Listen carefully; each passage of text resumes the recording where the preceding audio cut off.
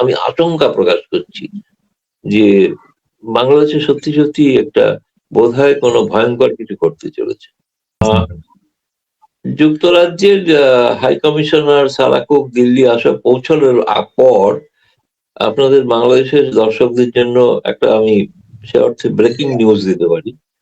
এই ব্রেকিং নিউজটা হচ্ছে যে ভারত সরকার সিদ্ধান্ত নিয়েছেন ভারতীয় হাই কমিশন থেকে সমস্ত কূটনীতিবিদদের পরিবারদের প্রত্যাহার করে নির্দেশ দেওয়া হয়েছে। এমনকি তাদের যারা সন্তান সন্ততি আছে পড়াশোনা করছেন তাদেরও ফেরত নেওয়ার নির্দেশ গেছে। কেবলমাত্র পুরুষ মিনিমাম কর্মচারী থাকবেন এবং তারা তাদের যে স্বাভাবিক কাজকর্ম সেটা করবেন। ফলে সারা কুক যখন পৌঁছলেন তখন ভারত সরকার সিদ্ধান্ত নিয়েছে যে ভারতীয় হাই কমিশনকে যেখানে পরিবার মুক্ত করা একটা ডিপ, এটা কিন্তু এই সন্তান সন্ততিদের সরিয়ে আসার ব্যাপারটা কিন্তু পাকিস্তানের ক্ষেত্রেও ভারত সিদ্ধান্ত নেয়। ফলে এটা একটা খুব গুরুত্বপূর্ণ দিক। আপনাকে একটা আমি সংবাদ দিলাম এবং হয়তো কাল থেকে বাংলাদেশ থেকে সরিয়ে দিচ্ছে। হ্যাঁ, বাংলাদেশ থেকে পরিবারদের বলা হয়েছে চলে আসতে ভারতে।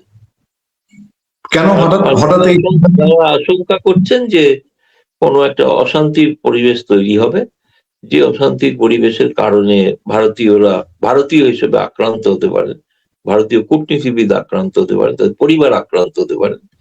এই কারণে তারা এই সিদ্ধান্তটা নিয়েছেন এবং এই সিদ্ধান্তটা কিছুক্ষণ আগেই জানা গেছে। ফলে আপনাকে সেই অর্থে বললাম যে এটা আগামীকাল হয়তো ভারতের সংবাদপত্রে প্রকাশিত হবে এবং ঢাকায় প্রকাশিত হবে কিনা জানি না, কিন্তু বাংলাদেশের ভারতের সংবাদপত্রে এটা প্রকাশিত হতে চলেছে। আর অলরেডি কেউ কেউ সাংবাদিকরা টুইটও করে দিয়েছে ভারত সরকারের সিদ্ধান্ত। এটা গুরুত্বপূর্ণ দিক এবং ফলে আমার মনে হচ্ছে পরিস্থিতি অবনতির দিকে যাচ্ছে বলে ভারত সরকারের অ্যাসেসমেন্ট। ফলে যদি সারা কুকের সঙ্গে ভারতীয়দের কোনো কথা হয় তাহলে তারা এটাই বলবেন, এটাই হচ্ছে সর্বশেষ উদ্বেগজনক পরিস্থিতি। আপনি যেটা বললেন সারা কুকের তিনি পৌঁছেছেন এবং ঘটনা হচ্ছে যে তিনি, আমি যতদূর শুনেছি, আগামীকাল তিনি ব্রিটিশ হাই কমিশনে রাউন্ড টেবিল বৈঠক ডেকেছেন। যে রাউন্ড টেবিল বৈঠকে সাংবাদিক এমনকি কিছু সাবেক হাই কমিশনার যারা ঢাকায় পোস্টেড ছিলেন এমনও কাউকে কাউকে আমন্ত্রণ জানা হয়েছে রাউন্ড টেবিল। তার জানার উদ্দেশ্য হচ্ছে যে ভারতে বাংলাদেশ সম্পর্কে কি ভাবা হচ্ছে, ভাবনা চিন্তাটা কি, সেটা সম্পর্কে তিনি একটা নিশ্চিত হতে চাইছিলেন, সেইটা নিশ্চিত হতে চাইছেন আর কি। ফলে তার পরিবর্তে ব্রিটিশ, কারণ এই সারা কুক তিনি তারেক রহমানের সাথে শুধু আজ দেখা করেননি, তিনি হাই কমিশনার হওয়ার আগে তারেক রহমানের সঙ্গে ঘনিষ্ঠ ছিল লন্ডনে। তিনি নিয়মিত তারেক রহমানকে, আমি বলবো যে কালচার করা যেটা বোঝায় ডিপ্লোম্যাট, ভবিষ্যতের নেতা হিসেবে তিনি কিন্তু আগে থেকেই কালচার করছিলেন। ফলে এটা নতুন কিছু নয়। এই মুহূর্তে বাংলাদেশে যত বিদেশি রাষ্ট্রদূত আছে তার মধ্যে সারা কুকই হচ্ছে সব থেকে পুরনো পশ্চিমাদের মধ্যে, এবং আমেরিকানরা রাষ্ট্রদূতরা পরে এসছেন। তিনি খুব সক্রিয়। তিনি বিএনপির সঙ্গে সাক্ষাৎ যেমন করছেন, তিনি তেমনি জামায়াতদের সঙ্গে সাক্ষাৎ করছেন, অনেকটা ব্যালেন্স করার একটা চেষ্টা, বুঝতে চাইছেন। আওয়ামী লীগের সঙ্গে কারোর সঙ্গে দেখা করছেন শুনিনি, দিল্লিতেও দেখা করবেন এরকম আমার মনে হয় না। বাংলাদেশে একটা গুজব রটে যায়, কেউ যখন আসে তখন সঙ্গে সঙ্গে মনে হয় যে শেখ হাসিনার সঙ্গে দেখা করে, শেখ হাসিনার সঙ্গে দেখা করছেন না, এটা পরিষ্কার। ফলে আমার কাছে যেটা মনে হয়েছে কালকে রাউন্ড টেবিল বৈঠকটার পর এখানে এমন কোন হাই কমিশন, আমি নাম বলছি না, এমন হাই কমিশনার আমন্ত্রিত আছেন যিনি বাংলাদেশের বর্তমান সরকার সম্পর্কে অত্যন্ত ক্রিটিক্যাল। তিনি মনে করেন সংখ্যালঘুদের অত্যাচার বাড়ছে এবং ইউনূস সরকার থাকাকালীন সুষ্ঠু স্বাভাবিক নির্বাচন সম্ভব নয়, এবং তিনি মনে করেন যে আওয়ামী লীগ ছাড়া কোন নির্বাচন সুষ্ঠু হতে, অংশগ্রহণমূলক হওয়া সম্ভব নয়। এখন এই পরিস্থিতিতে কি ঘটছে এরপরে সেটা, ফলে আমি বলছি এটা এখনই শেষ কথা বলার নয়, কিন্তু যে গুরুত্বপূর্ণ, আমি এখনো জানি না, এত রাতে জানলাম যে ভারতীয় হাই কমিশনারদের পরিবারদের ফিরিয়ে আনতে বলা হয়েছে। তার কি খুব শিগগিরই কয়েকদিনের মধ্যে কিছু অঘটন, কিছু এমন কিছু ঘটতে চলেছে বাংলাদেশে? সেটা সত্যি কথাই মানে আমাদের কাছে খুব, নাহলে এরকম একটা কেন সিদ্ধান্ত হয়েছে? সিদ্ধান্তটা কিন্তু ভারতীয় সাংবাদিকদের সকলেই জানেন, এবং তারা কিন্তু অনেকে সংবাদও লিখছেন বলে আমি জানি। যদি বলেন তো আমিও সংবাদ লিখেছি সেই মর্মে। তো এখন এইটা হচ্ছে সর্বশেষ পরিস্থিতি। চিন্ময় প্রভুর ক্ষেত্রে কি ঘটেছে এক্স্যাক্টলি ঘটনাটা আমি জানি না, ফলে আমি না জেনে মন্তব্য করাটা অনুচিত।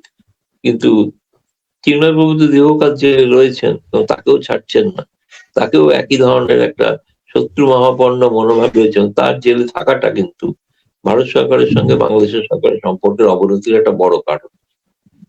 সেটা তারা বুঝছেন না, বুঝতে চাইছেন না, এবং ইউনূস বুঝবেনও না, তিনি বুঝতে চাইছেন।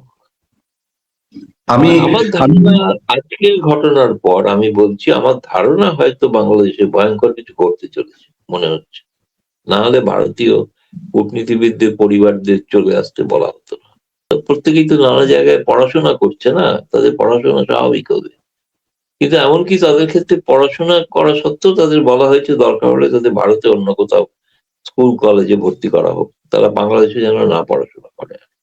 মানে সত্যি কথা বলতে গেলে আমি কোনো উত্তরণের পথ একটাই আমার মতে, সেটা হচ্ছে যে আওয়ামী লীগ সহ এই নির্বাচনকে পিছিয়ে দিয়ে আওয়ামী লীগ সহ একটা নির্বাচনের ব্যবস্থা হোক। তাতে আওয়ামী লীগ মানুষের ভোটে হেরে যাক না, তারা তো স্বৈরাচারী, কোট আন কোট, তারা তো অত্যাচার করেছে, গুম খুন করেছে, তাদের কেন মানুষ ভোট দেবে? তাদের ভোট দেবে না, তারা পরাস্ত হোক। কিন্তু যেটা ইউনূস সরকার রাজি নন, ইউনূস সেটা করতে দেবেন না, ফলে ইউনূসকে সরিয়ে কোন একটা বিকল্প কেয়ারটেকার সরকার করিয়ে তারপরে যদি একটা নির্বাচন হয়। আপনি হয়তো জানি না দেখেছেন কিনা, একটা মন্তব্য কিন্তু খুব তাৎপর্যপূর্ণ ছিল। হাসান মাহমুদ ডয়েশ ওয়েলকে একটা ইন্টারভিউ দিয়েছেন। সেই ইন্টারভিউতে তিনি কিন্তু বলেছেন যে গণতন্ত্র প্রতিষ্ঠার জন্য বিএনপির সহযোগিতা আমরা নিতে পারি, একসাথে কাজ করতে পারি। আমি জানি না সেটা প্রতিক্রিয়া বিএনপি কিভাবে দিয়েছে বা কি দিচ্ছে আমি বলতে পারবো না, কিন্তু একটা অনেক কিছু বাংলাদেশে ঘটছে যেগুলো খুব মিশ্র। যত নির্বাচনে সেই দিনগুলো এগিয়ে আসছে তত যেন একটা জটিলতা বাড়ছে বলে আমরা দেখতে পাচ্ছি, এবং জটিলতাটা কি পর্যায়ে যেতে পারে যে একটা ভারতীয় হাই কমিশনকে তাদের পরিবারদের ফিরিয়ে আনতে নির্দেশ দিতে হয়। নিশ্চয়ই এমন কোনো গভীর কোনো আহ সংকট এর কথা হয়তো ভেবেই এই সিদ্ধান্ত নেওয়া হয়েছে বলে আমার মনে হচ্ছে। এটা দুর্ভাগ্যজনক, দুটো দেশের সম্পর্কের ক্ষেত্রে দুর্ভাগ্যজনক। কিন্তু গোটা দেশে যেটা সমস্যা, যেহেতু কোনো সরকার তার আইন শৃঙ্খলার উপরে কোনো নিয়ন্ত্রণ নেই, যে দেশে ৩,০০০-এর উপরে পুলিশ কর্মী খুন হওয়ার পর তাদের খুনিদের বিচার হবে না বলে সিদ্ধান্ত হয়, সেই দেশে পুলিশ কর্মীরা কি করে কাজ করবেন? তারা তো কাজ করতে পারবেন না, স্বাভাবিক। ফলে এখন ছোটরাই সেনাবাহিনীর উপর নির্ভরশীল। এরকম একটা অরাজক পরিস্থিতি, নৈরাজ্যজনক পরিস্থিতি, তাতে আপনি যা যা আশঙ্কা করছেন আমি জানি না, কোনো গেমের পার্ট কিনা এসব বলতে পারবো না। কিন্তু আমার কাছে আমি সেরকম কোনো তথ্য এখনো নেই, যেটুকু তথ্য আছে সেইটুকু আমি বললাম। আমি আশঙ্কা প্রকাশ করছি যে বাংলাদেশে সত্যি সত্যি একটা বোধহয় কোনো ভয়ঙ্কর কিছু করতে চলেছে।